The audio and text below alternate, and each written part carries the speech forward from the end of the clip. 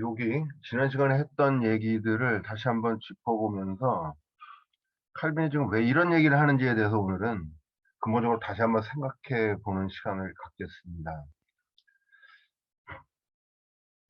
로마 교회, 네, 거짓 교회와 참 교회를 지금 비교를 하는데요. 첫 번째 근본적 차이. 진정한 교회의 표식은 말씀과 성례전에 대한 봉사이며 증언이며 이는 사소한 잘못들을 통해서도 변질되지 않는다. 두 번째, 로마 교회와 그들의 요구. 로마 교회는 올바른 신앙인들의 영적 유산과 순교자들의 피 위에 세워진 교회가 추기경들의 지속적인 계승을 통해서 유지된다고 주장한다. 이게 소위 얘기하는 사도직의 계승을, 사도는 사실은 성서에 12제자를 위시한 사도들이 등장을 하는데, 이 사도직이 안수례를 통해서 추기경 가운데 이제 교황을 뽑지 않습니까? 교황들을 통해서 이 사도직이 계승된다라고 아직까지도 보고 있죠. 일단 넘어가겠습니다. 2-3 하나님 말씀에 귀 기울이지 않음을 통해서 거짓 교회는 입증된다. 로마 교회가 진정한 교회 본질로 내세우는 것은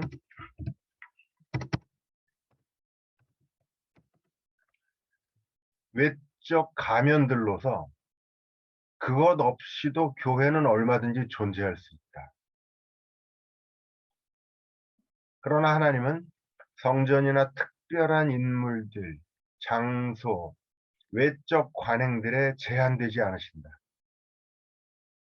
중요한 것은 사도권의 계승이 아니라 순종이다.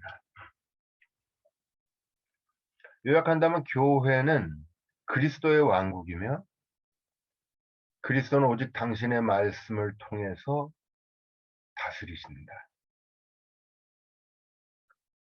그러면서 개신교에 의해 야기된 교회 분열과 개신교의 이단성을 향한 로마 교회 비판에 대해서 칼빈이 해명을 합니다.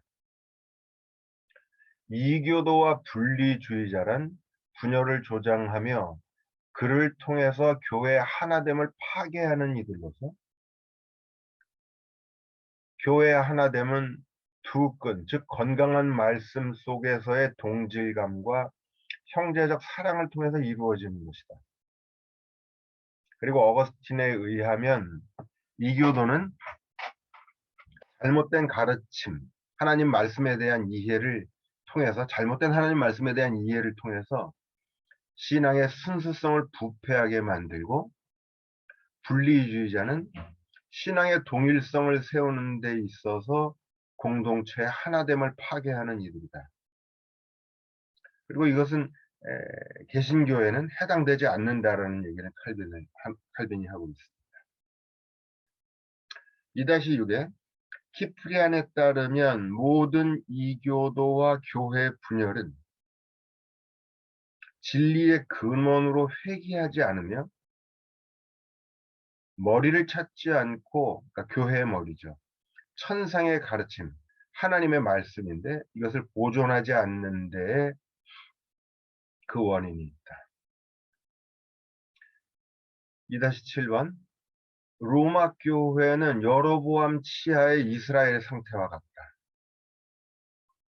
이스라엘이 계약의 율법을 지켰을 때 그들에게는 참 교회가 존재했었다. 진리의 말씀을 그들은 율법 속에 가지고 있었으며 이 말씀을 위해서 제사장들과 예언자들이 봉사했다. 이 부분은 칼빈에게 있어서 구약 성서에도 하나님의 계약이 연속되고 있다. 통일적으로 신약 성서와 마찬가지로 칼빈이 주장하는 부분입니다. 그러나 그들이 주님의 법을 떠나서 우상과 미신 숭배로 변질되어 갔을 때 그들에게 주어졌던 특권은 부분적으로 상실되었다. 왜냐하면 누가 감히 하나님께서 당신의 말씀의 설교와 성례전의 집례를 보존코자 했던 이들에게 교회라는 타이틀을 제할 수 있으며, 그러나 다른 한편으로 하나님의 말씀이 멸시되고 교회의 영혼인 말씀을 위해 봉사하는 직분이 파괴된 곳을 또 어떻게 완전히 교회라고 부를 수 있겠는가? 칼빈은 여기서 로마 교회를 향해서, 이것은 뭐 루터도 마찬가지였지만, 완전히 구원으로부터 제외된 민족으로 보고 있지 않습니다.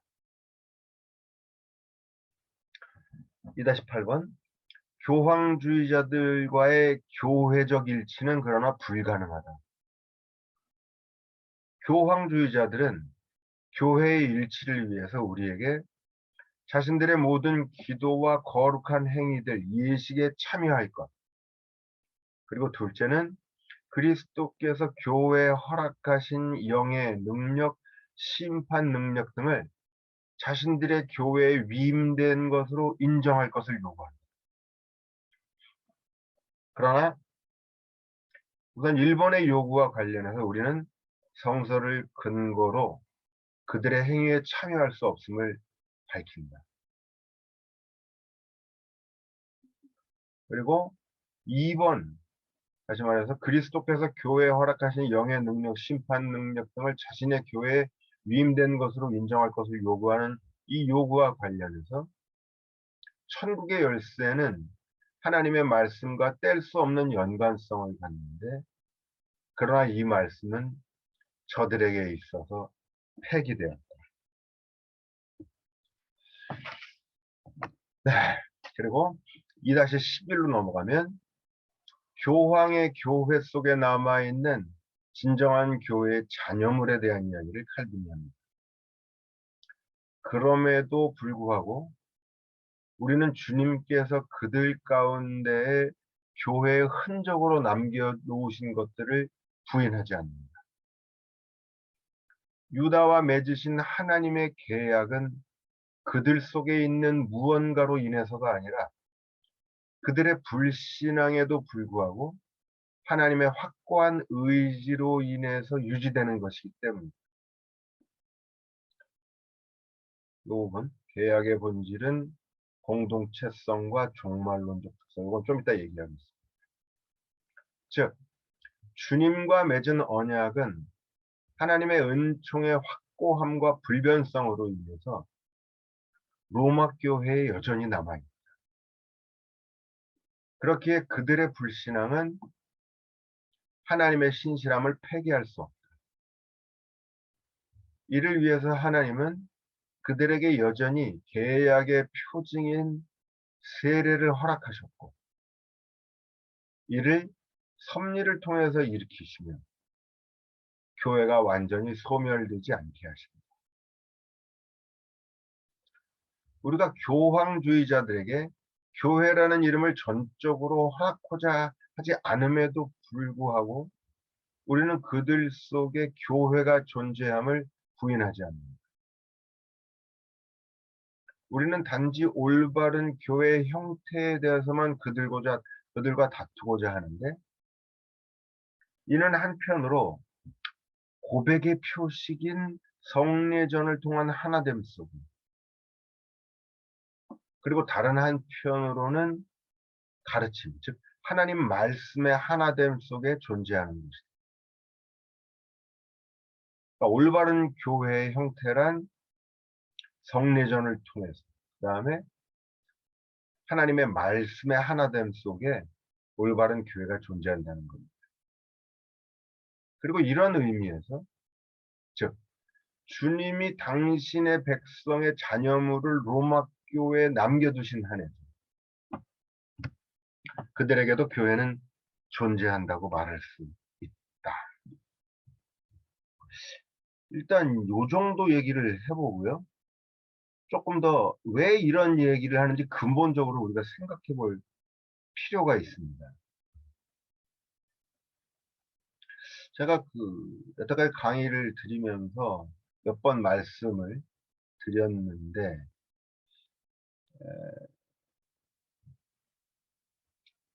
특별히 신학의 여러 종파 가운데, 특히 개혁교회 신학, 칼빈으로부터 시작해서 바르트에 이르는 이 개혁교회 신학은요, 사실 이해하기가 어렵습니다. 그런데 왜 이해하기가 어렵냐면요, 어떨 때 이해하기가 어려워지냐면, 우리가 이들의 서적이나 이들이 적어 놓은 이야기들을 소위 객관적인 관점에서 한 발 뛴 채로 머리로 이해하려고 하면 이게 맞는 말 같기도, 말썽달썽하기도 하고, 뭐 들으면 그럭저럭하기도 하고, 항상 이렇게 들립니다. 이게 무슨 이야기냐면요, 이것은 개혁교회의 방법론에 해당되는 이야기인데, 여기서 이제 중요한 개념이 하나 있습니다. 바르트에 오면 이제 확실해지는데, 소위 순환 논증이라는 게 있습니다. 이게 뭐냐면, 이 순환 논증은 뭐냐면, 내가 지금 증명하고 입증해야 될 것을 먼저 입증하는 것이 아니라 그것을 전제하고 얘기를 진행을 해요. 칼빈도 그렇고 바르트도 그렇고 이 개혁교회 신학은 기본적으로 순환 논증의 구조를 가지고 있습니다. 그러니까 교회가 무엇이냐, 하나님이 누구신가를 얘기할 때 한 발 떨어진 채 관찰해서 이것을 정의하지 않습니다. 왜? 하나님과 관련해서는 우리가 한 발 뛴 채 우리 머리로 하나님의 역사를 관찰할 수 없기 때문이에요. 그러면 어떻게 하느냐? 그의 함께하심을 믿고 전제하고 그냥 시작해버리는 겁니다. 이게 소위 이제 얘기하는 신앙이 먼저고, 그 다음에 이성의 활동이 뒤를 따른다라는 얘기인데, 칼빈의 모든 얘기, 바르트 얘기도 마찬가지지만, 그래서 이제 바르트에게 가면은 특별히 이제 신존재 증명 같은 것은 아예 나오지도 않습니다. 왜? 신학은 교회가 하는 것인데, 교회가 존재한다는 것은 교회는 이미 하나님의 역사하심 속에 들어와 있기 때문에 신학의 과제 속에서 신존재 증명을 아예 할 필요조차 없습니다. 이미 전제하고 시작해요. 칼빈 역시도 지금 교회에 대해서 이야기를 여러 가지를 하는데, 지금 칼빈이 교회에 대해서 지난 시간에도 교회 표징도 얘기하고도 하기도 여러 가지 얘기를 지금 하고 있습니다만, 객관적으로 교회에 대해서 관찰하고 교회는 이런 것이다, 올바른 교회는 무엇이다라고 좀 얘기하는 게 아니에요. 그리고 이 칼빈의 이야기를 이해하려면 어떻게 해야 되느냐? 우리 역시도 그리스도의 은혜 안에서 교회로 우리가 부르심을 받은 자들로서 그 안에 같이 들어가야 됩니다. 그럴 때 비로소 교회에 대한 칼빈의 얘기가 자연스럽게 다가올 수 있습니다. 제가 빨간 글씨로 기록해 놓은 것들을 한번 또 같이 보겠습니다. 일단 교회란, 여기요, 인간 개인의 종교심으로부터 시작된 단체나 기관이 아니다. 현대에 와서 사실 교회를 왜 이런 이해가 나오냐면, 벌써 우리가 교회를 얘기할 때 믿는 자들까지도 내가 이미 교회 안에서 그리스도의 은혜로 교회로 모인 자들이라고 하는 그 사실로부터 벗어나서 교회를 객관적인 어떤 대상으로, 관찰 대상으로 보기 때문입니다. 그러면 어떻게 되냐면, 교회는 각 사람이 종교심으로 모인 단체나 기관으로 이해하게 됩니다. 그러면 이제 현대인들이 가장 잘 느끼고 있는 것처럼 교회가 먼저가 아니라 내가 먼저. 내가 구원받으려고 내 의지로 찾아간 겁니다. 혹은 내가 필요에 의해서 내 어떤 종교심에 의해서 찾아가는 곳입니다. 그리고 교회를 그렇게 이해할 때 교회는 이제 개인주의를 위한 현대 보수가 됩니다.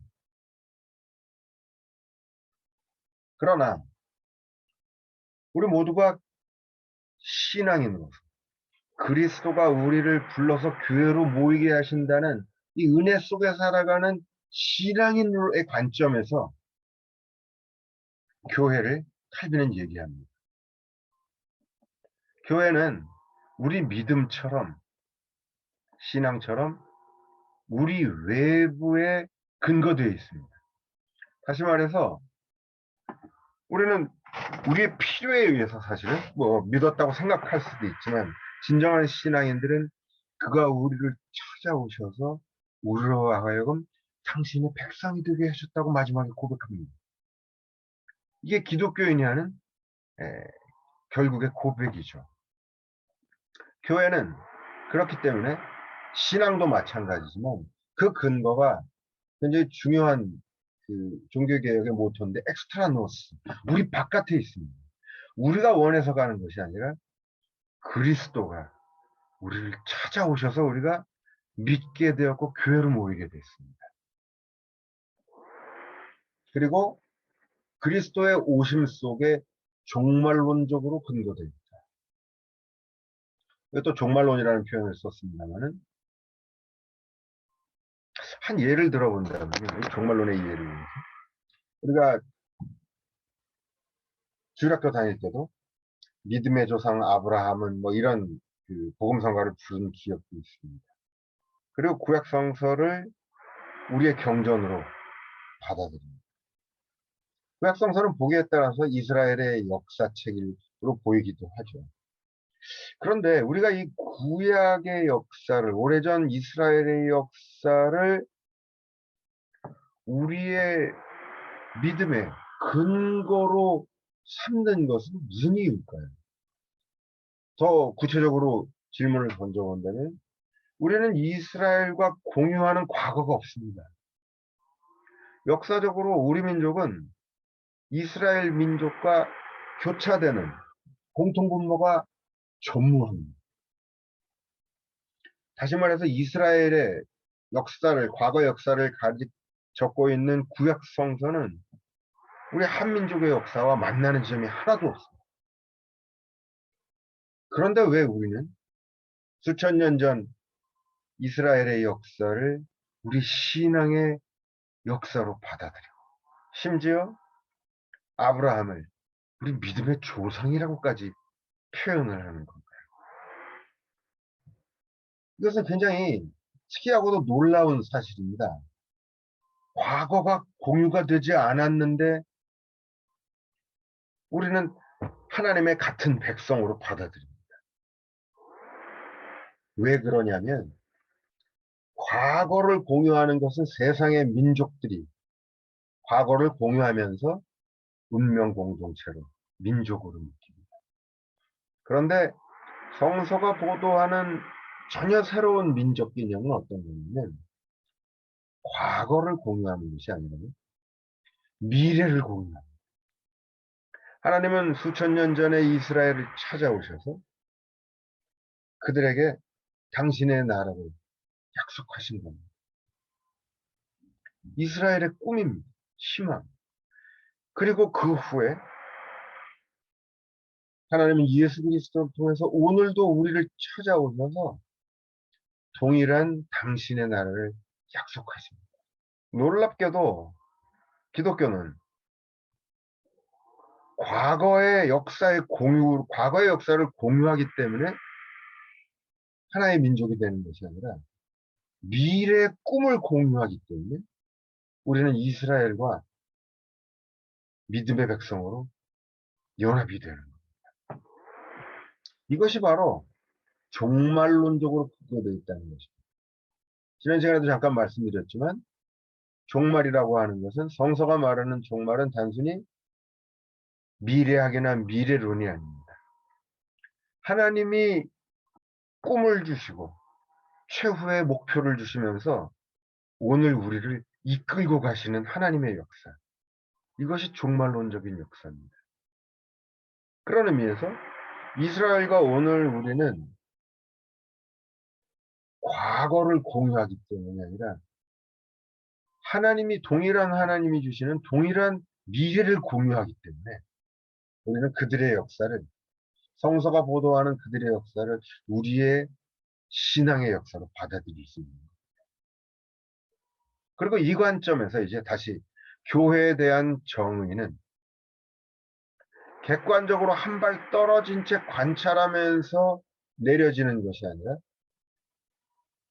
근본적으로 오늘도 그리스도가 우리를 찾아오셔서 우리가 교회의 지체로서 살아가는 이들로서 우리의 신앙의 고백 속에 칼빈의 교회에 대한 얘기가 지금 이해될 수 있어요. 두 번째요. 칼빈을 위시한 종교개혁자들이 교회를 정태적으로 건물 등으로 이해하지 않고 끊임없이 동적으로 이해했던 것도 바로 그 때문입니다. 종교개혁자들 스스로가 그리스도의 은혜 안에서 교회로 모이고 그 교회 속에서 자신들을 이끌고 가는 그리스도의 역사를 지금 경험하면서 교회에 대해서 기록을 하고 있기 때문에 이처럼 그리스도의 오심에 이미 참여되어 있는 이 신앙은 교회를 이미 그리스도의 역사 속에서 자신을 포괄하는 역동적인 사건으로 이해할 수밖에 없기 때문입니다. 그러다 보니까 내가 그리스도의 역사 속에서 교회의 지체로 살아가는 이들에게는 신앙인의 개체성과 교회 공동체성의 우선순위에 있어서 결코 나의 개체성을 먼저 우선시할 수가 없게 돼 있어요. 그리스도가 우리를 찾아오셔서 우리를 교회로 모이고 그의 뜻을 드러내게 하신다는 그 역사 속에 참여되어 있기 때문에 교회는 이거 신앙인들이 신앙으로 한 사람 한 사람들이 신앙으로 모인 곳이지 이렇게 말할 수가 없습니다. 이 사건 속에서 신앙인들의 개체성은 그리스도의 역사가 갖는 공동체성 속으로 용해되고 바로 그런 한에서 교회는 신앙의 어머니로 불립니다. 그리고 그런 한에서 눌라 살로스 엑스트라 에클레지온 교회밖에는 구원이 없다라는 시프리안의 명제도 이런 의미에서 다시 말해서 이것을 객관적으로 진리로 받아들이는 것이 아니라 그리스도의 역사 안에 지금 참여된 자들의 신앙 고백인 한에서 왜? 우리는 그리스도의 역사로 인해서 교회를 모이고 있거든요. 그런 한에서 신앙 고백으로 우리는 교회밖에는 구원이 없다고 말할 수밖에 없어요. 그런데 이것이 특히 이제 기독교인들이 많이 혼선을 겪는 게 뭐냐면 몇 번 말씀드렸지만 기독교의 모든 진리는 이처럼 그리스도의 역사 속에 참여된 이들의 신앙 고백입니다. 이것을 소위 말하는 객관적인 진리와 자꾸 혼동을 합니다. 객관적 진리라고 하는 것은 소위 오늘날 자연과학의 진리 혹은 수학의 진리 같은 겁니다. 내 삶을 참여하고 깨달아지는 진리가 아니라 한 발 뛴 채로 한 발 뛴다는 것은 계속 말씀드리지만 이성이 사물을 파악하는 방식입니다. 이성으로 접근해서 얻은 진리가 객관적 진리입니다. 그러나 기독교의 성서가 말하는 진리는 한 발 뛴 채로 이성으로 관찰해서 얻은 진리가 아닙니다. 하나님은 우리가 한 발 뛴 채로 관찰해서 그분에 대해서 알 수 있는 분이 아닙니다. 우리의 삶을 통째로 들이면서 살면서 비로소 알아가게 되는 분입니다. 근데 이제 기독교인들이 이 기독교의 진리가 갖는 참여적인 고백적인 특성과 세상의 진리가 갖는 객관적 진리를 자꾸 혼동을 합니다. 그러면 교회 밖에는 구원이 없다라는 이 얘기 또한 객관적 진리로 주장을 할 때 누가 현대인 중에 받아들일 수가 있겠어요? 가령 성서는 하나님의 말씀이다 그랬어요. 칼빈이 기독교의 앞부분에서 어떻게 얘기를 하냐면은 검정색더러 검정색이라 그러는 건데 그거를 왜 의심을 하냐고 얘기합니다. 칼빈은 결코 성서가 하나님 말씀이라는 사실을 객관적으로 입증하려 하지 않습니다. 여기서도 다시 말씀드리지만 순환 논쟁이 또 등장합니다. 내가 지금 입증하려고 하는 것, 다시 말해서 성서가 하나님의 말씀이라는 사실을 입증하려고 하는 것을 객관적으로 입증하려고 노력하지 않습니다. 왜? 본인 스스로가 그 진리 안에 이미 들어가 버리기 때문에 그렇게 해야만 하나님에 대한 진리는 비로소 입증될 수 있기 때문에 그래서 너무 당연하다는 겁니다. 그리고 그 어떤 객관적인 입증의 노력을 기울이지 않습니다. 우리가 실제로 기독교의 진리를 누군가에게 전할 때도 이걸 객관적으로 입증을 해서 전하려고 하면 바로 그 순간부터 좌절됩니다. 왜? 반대 논리는 또 얼마든지 만들 수 있거든요. 하나님에 대한 진리는 이처럼 순환 논증 속에 들어있습니다. 계속 보겠습니다. 반면에 그리스도의 역사 속에 참여되지 않은 구경꾼의 관점에서, 즉 객관적으로 교회를 관찰할 때 교회는 정태적인 건물 혹은 기관 혹은 목적을 가진 집단 단체로밖에 이해되지 못합니다. 그리고 결국 이러한 이해 속에서 교회는 계속 잘게 쪼개지면서 소속된 개체, 개별적인 한 사람 한 사람 관점에서 인간 중심적으로 이해됩니다.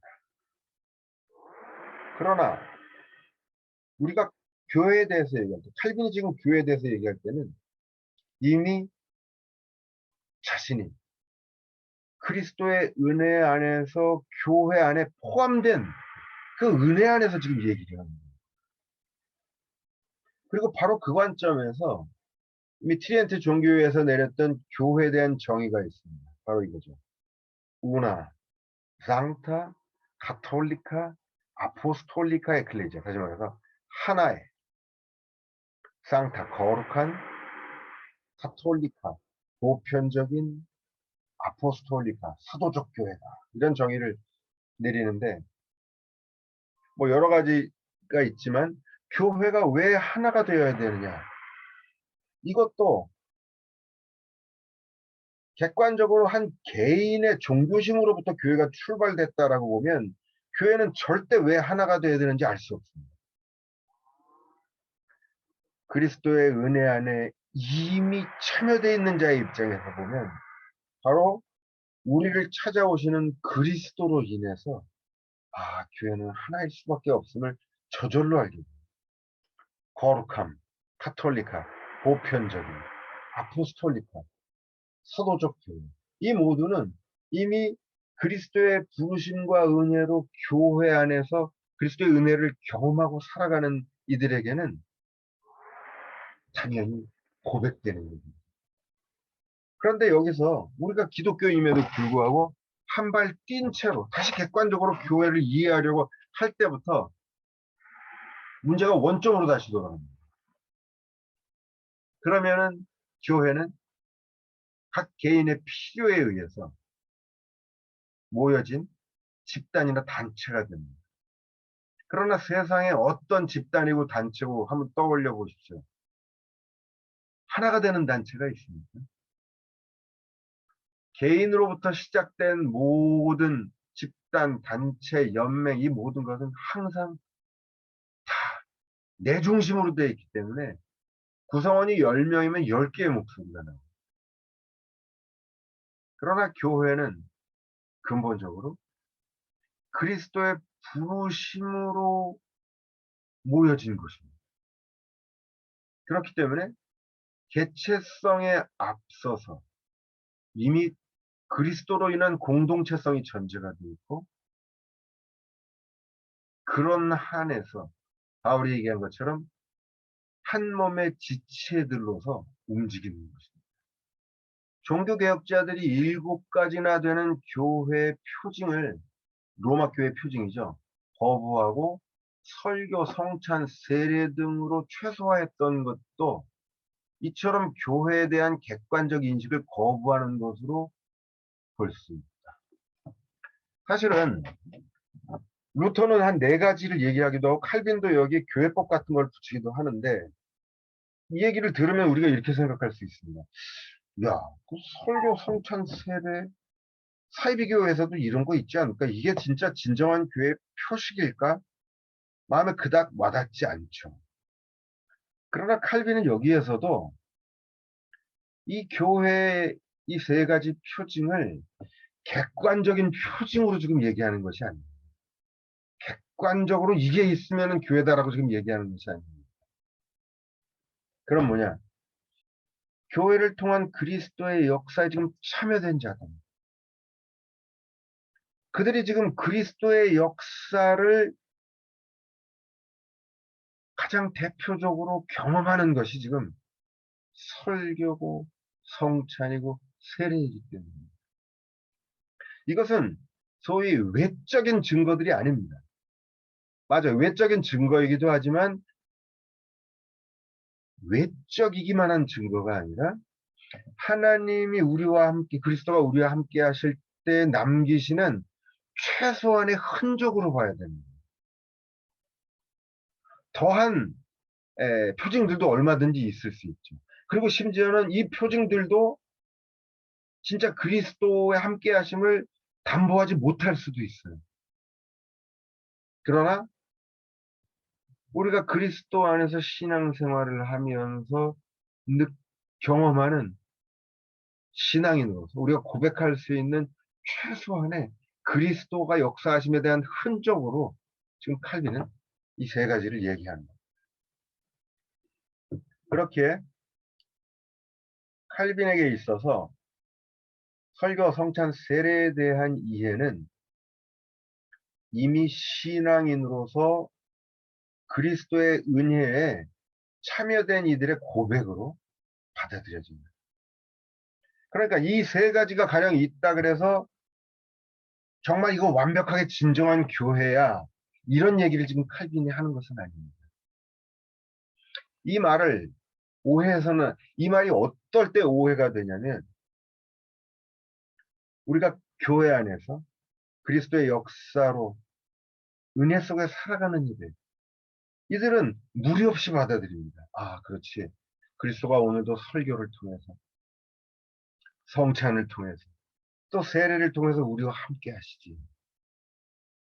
우리에게는 고백적인 표징이 되는 겁니다. 그러나 한 발 뛴 채로, 아, 그 3가지, 그러면 이 3가지가 전부야? 더는 없어? 그 3가지도 아닌 게 있든, 이런 식으로 접근하고 받아들여서는 안 된다는 얘기입니다. 그리고 이는 교회 표징뿐 아니라 신앙의 인식에도 적용된다. 무슨 말이냐? 아까도 말씀드렸듯이 그리스도가 오늘도 우리를 찾아오셔서 당신의 목표대로 우리를, 종말의 목표죠, 인도하고 계신단 말이죠. 그래서 이게 이 흔적이라는 표현이 굉장히 중요한데요. 이 흔적이 갖는, 이 개념이 갖는 의미가 뭐냐? 종교개혁 당시에도 이 흔적이라는 표현을 종교개혁자들이 굉장히 중요한 신학적 개념으로 썼습니다. 그리스도 하나님의 역사가 남기는 흔적. 근데 그 흔적을 그 자체로 신성시하면은 그게 바로 우상입니다. 사실 칼빈이 로마 교회가 외적인 모습에 치중하는 것, 직제, 교황권, 바로 이게 그에 대한 비판이 뭘 의미하냐면은, 여기까지는 칼빈이 인정을 하는 겁니다. 그리스도가 그들과도 함께 하시면서 그들에게도 흔적을 남기시는 겁니다. 그래서 그들은 설교를 할 수 있고 성찬도 할 수 있고 또 거기에 필요한 직분도 갖습니다. 그런데 그리스도가 그들과 함께 하시면서 남기신 그 흔적을 그들이 신성시하는 순간 거기서부터 이제 문제가 되는 겁니다. 그것은 엄밀한 성사적 의미에서 보면 우상이 됩니다. 바로 그래서 우리의 믿음도 마찬가지입니다. 그리스도가 우리를 찾아오셔서 우리 안에 믿음을 일깨우시지만, 그래서 이 우리의 믿음은 그리스도가 우리와 함께 하시는 흔적입니다. 그런데 우리의 이 믿음이 우리가 믿게 됐다 그래서 우리가 신성한 존재로 변했느냐? 아니거든요. 그래서 여기 지금 얘기하는 겁니다. 믿음도 또 교회의 표징도 이미 그가 우리를 찾아와서 흔적을 남기셨지만 동시에 아직의 사이에서 존재하는 거예요. 교회의 표징은 바로 이미와 아직, 그리스도가 오셔서 남기셨지만 그것을 신성시할 수 없는, 그래서 말 그대로 표징으로 남는, 대단히 그 긴장 속에 있는 개념으로 받아들여야 돼요. 지난 시간에 얘기했던 마태복음 16장 16절의 천국의 열쇠에 대한 칼빈의 이해도 바로 이런 관점에서 이해돼야 됩니다. 그리스도의 오심 속에서 살아가는 이들, 그들은 그리스도의 은혜 속에서 늘 자신의 부족함과 죄성을 고백합니다. 그 회개와 죄성의 고백은 그리스도의 끊임없는 은혜 속에 가능한 겁니다. 그리고 바로 거기에 이제 너희가 매면 하늘에도 매일 것이요 너희가 풀면 하늘에도 풀릴 것이라는 말씀이 바로 그 타이밍에 지금 딱 들어와야 되는 얘기입니다. 다시 말해서 그리스도의 은혜로 인해서 내가 죄인임을 고백하는 매 순간 교회는 비로소 그리스도의 은혜로 인해서 그들의 죄를 사하여 줄 수 있습니다. 다시 말해서 마태복음 16장 16절 이하에 나오는 천국의 열쇠에 대한 이 얘기는 역시 신앙과 상관없이 한 발 뛴 채로 객관적인 진술로 받아들일 수 없습니다. 바로 이것을 객관적으로 받아들이는 것이 로마 교회인 겁니다. 사제가 신성을 가지고, 어쩌면 오늘날 개신교회 목사님들도 많이 혼동을 하는데, 우리가 매면 하늘에서 매이고 우리가 풀면 하늘에서 풀릴 거라는 얘기는 우리 믿는 자들이 교회를 통해서 그리스도의 은혜를 늘 경험하며 그러면서 자신의 회개를, 자신의 죄를 늘 고백하는, 은혜로 인해 자신의 죄를 회개하고 고백하는 바로 그들에게 이미 그리스도의 은혜가 선행되고 있거든요. 그리고 그런 한에서 이미 그들의 죄가 용서가 되고 있습니다. 그리고 그런 한에서 비로소 천국의 열쇠가 교회에 주어져 있다라는 얘기는 비로소 인정될 수 있는. 그리고 이런 차원에서 교회의 권징은 필수적이지만 절대적인 의미를 가질 수 있어요. 지난 학기인가도 한번 말씀드렸지만 여기서 이제 우리가 값싼 은혜, 값없이 주시는 은혜, 이것은 신학자 보네퍼라고 하는 신학자가 했던 유명한 말인데, 우리는 하나님이 그리스도를 통해서 주시는 값없이 주시는 은혜를 값싼 은혜로 전락시켰다는 겁니다. 바로 이것이 무엇을 의미하는가? 하나님의 죄 용서, 우리의 회개는 그리스도의 은혜를 경험하는 이마다 비로소 경험될 수 있습니다.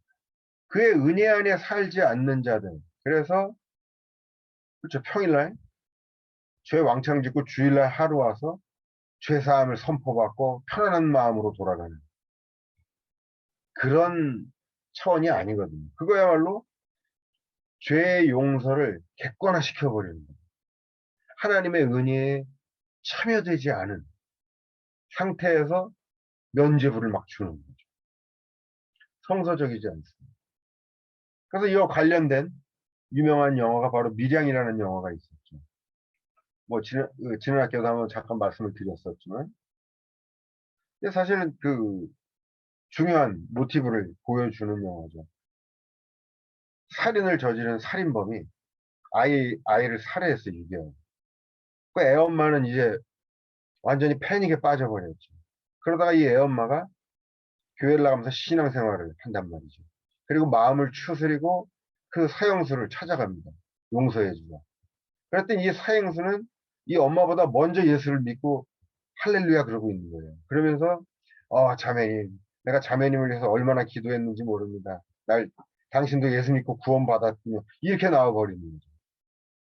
그러니 이 애엄마가 더 심각한 지경에 빠져버리는 뭐 대충 그런 스토리인데, 그 영화야말로 바로 그리스도의 은혜가, 값없이 주시는 은혜가 값싼 은혜로, 그래서 결국에는 자신의 죄의식으로부터 스스로를 마음 편하게 만드는 그런 장치가 되어버리는 영화입니다.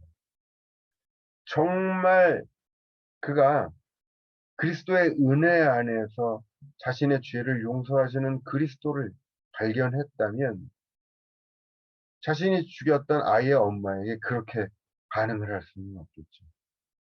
평생에 걸쳐서 아이의 엄마에게 참회하고 용서를 구하는 마음으로 살아가게 되어 있습니다. 그러나 이게 바로 기독교 교리, 죄 용서에 대한 교리에 대한 지극히 큰 오해를 보여주는 거죠. 그리스도의 은혜에 참여되지 않은 채로 이것을 객관적인, 한 발 떨어진 채 모두에게 적용되는 이야기로 환원시켜버릴 때 바로 이런 오해들이 생기게 됩니다. 대충 제가 이 빨간 글씨로 지금 써드린 요 이야기들이 칼빈의 교회론의 큰 전제가, 사상적인 전제가 됩니다. 그래서 이러한 전제, 여러 가지를 얘기했지만 사실은 신앙의 전제, 우리 스스로가 칼빈의 교회론을 볼 때 우리 스스로가 그리스도의 은혜로 교회로 모여있는 신앙인이라는 전제를 가지고서 읽지 않는 한 칼빈의 교회론 얘기는 다 한 귀로 듣고 흘리는 드러나 마나한 얘기가 됩니다. 그러나 우리 스스로가 그리스도의 은혜 안에서 교회로 모이고 교회를 통해서 살아가고 있다라는 이 전제를 이미 같이 가지고서 읽을 때, 그래서 이 칼빈의 이야기는 우리에게 살아서 고백적인 진리로 동감할 수 있게 됩니다. 일단 요 정도 전제를 오늘은 말씀을 드리고 싶었습니다. 관련해서 하실 말씀이 있으면 무슨 말씀이든지 하셔도 좋습니다.